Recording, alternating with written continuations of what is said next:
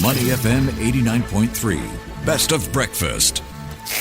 The bigger picture, only on Money FM 89.3. Good morning. Welcome to the bigger picture. Me, Ryan Huang. And of course, shaking up markets these days are the to and fro when it comes to headlines around tariffs.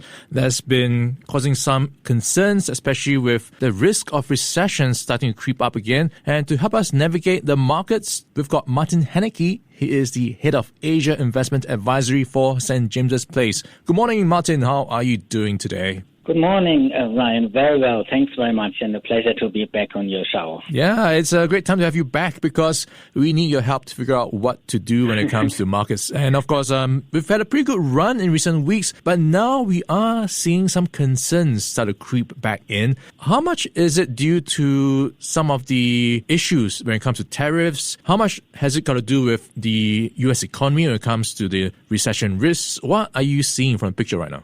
Yes, I would say right up until the news that hit with DeepSeek, right up until that moment, people really loved, equity markets and especially the U.S. And I think there was a bit of too much complacency, I think, in with regards to investing in U.S. indices, particularly as they've gotten higher on valuations and higher concentration risk in the tech stocks.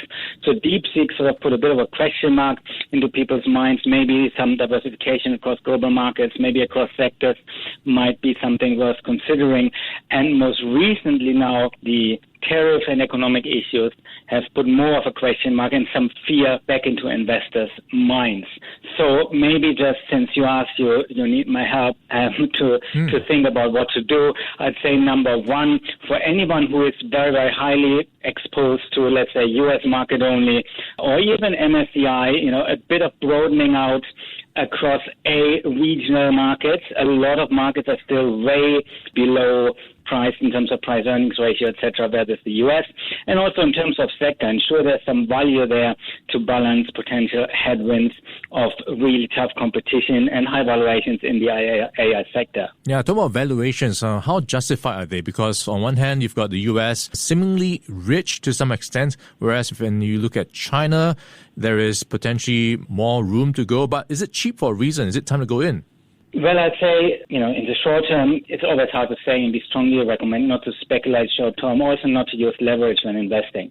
But overall, when you look at valuations, certainly outside the large companies in the U.S., it's much more reasonable. Even within the U.S., when you look at small caps, mid caps, value areas, it's much more reasonable. And then globally, actually some markets like emerging markets, for example, they're still quite near record historical discounts to the U.S. So we do think there's still reasonable valuations to be found. If you look beyond just those things that are on the headline right now, still AI, and in Europe everybody talks about defense, but just, look beyond just the most popular things, diversify, and I think there's some room there. And maybe one thing to add here, this inflation fear that's still there, especially with the tariffs also, being seen as potential drivers of inflation to come back. One thing to bear in mind there, this factor plus the record high U.S. deficit could come back also to put cash or deposit holdings at risk as well. So if one is too fearful of markets and say, I want to be safe or just all in cash, that in itself might also have a risk of sort of purchasing power erosion. It's important to have a good balance between inflation-proof and other assets, and equities can be one of the things, medium to long term, that tends to be more inflation-proof than cash or other guaranteed instruments. Okay, talking about what's been raising concerns, of course, has been the tariff war going on between the U.S. and China. Walk us through what you see going forward, how it's going to play out, especially with China's response. Is there a way for them to so-called Trump-proof their economy from the ongoing tit-for-tat war? Yeah, it's hard to say what's next, isn't it, when Trump changes his mind like once every hour approximately. And I think it's gotten a little bit of an annoyance to a lot of investors and a lot of countries as well. And maybe that's sort of an opportunity for other countries to get together and say, okay, we are not going to engage in these kind of tit-for-tat or travel war between ourselves. And the U.S. is just now representing 11% only of global trade. It's come down a lot. It lost the top spot as largest global trading nation in 2012 already. Right now, actually, almost half of the world's 190 countries. So 90 out of the world's 190 countries trade more than twice as much with China than with the U.S. So while it's always good not to be complacent about risk, we also need to look at it from that perspective. And certainly China is very conscious that it's still a risk because the local consumption has been weak. They're still, they're like the experts not to fall off a cliff. But they're conscious of this risk, and I think it's partly against this backdrop that they have been talking much more positive now about supporting homegrown private enterprise, the tech sector. They're meeting with Jack Ma, et cetera, and they are also, of course, trying to re-stimulate consumption now, taking on a higher deficit. The cash definitely is there of Chinese households. Actually, since 2020, there has been an increase in net bank household savings of families of $9.8 trillion. So the cash is there. If they can give back a little bit of confidence, we think that there's room, for stabilization there. Yeah. When it comes to geographic allocation, does this mean Singapore might be a beneficiary or even a winner of sorts, because it's typically seen as a place for safe haven flows? With all the uncertainty out there, is this going to mean more upside for Singapore stocks? Well, I would say that, Asian fundamentals, of course, Asia, first of all, there are quite a few positive things. And, if China, which is sort of the elephant in the room, we're far the largest nation there in terms of trade with Asia, if there's a stabilization there, that might also have indirect positive effects on the other economies. Now, that said, specific to Singapore, we still always do like diversification, not overdo it on any one country or market. For those all invested in their local home economy, it's still good to look at global diversification.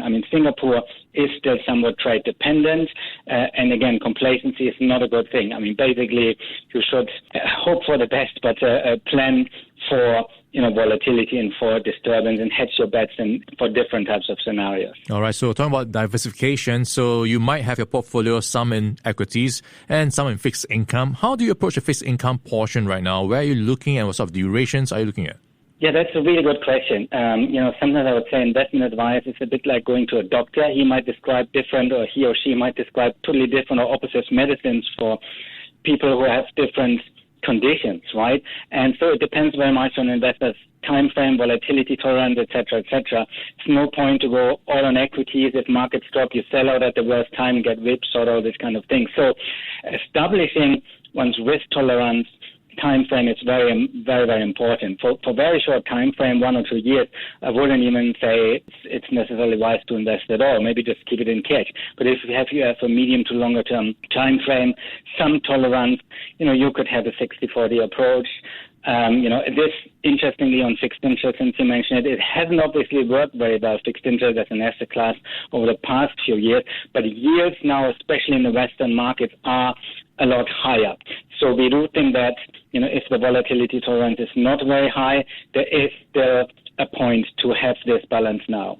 Now, of course, we've got an FOMC meeting coming up next week. What are expectations on the rate path policy going forward?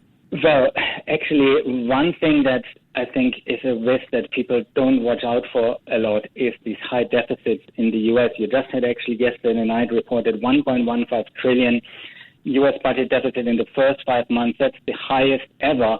$480 billion of this is interest cost. So the tricky thing is that the Fed is a bit stuck there. They can't increase rates, even if inflation was going to come back as a result of tariffs. They can't increase rates because that would exacerbate the debt burden. But in simple terms for investors, what all this might mean is, again, to be very mindful of inflation still being a significant risk. Even the CPI numbers weren't very high yesterday, but still being a significant risk medium term, because ultimately when governments have really high debt, they try to control it or manage it by inflation being higher than the interest you get. And that's the cost to savers. All right, great snapshot of what to look at in the markets right now. We've been in conversation with Martin Hennecke. He is the head of Asia Investment Advisory at St. James's Place. Martin, thanks for your time and insights. Thanks very much. Always a pleasure. Great having you on. Stay on Money FM 89.3. Before acting on the information on Money FM, please consider if it's suitable for your own investment objectives, financial situation, and risk tolerance. To listen to more great interviews, download our podcasts at audio.sg or download the audio app. That's AWEDIO, audio at the App Store and Google Play.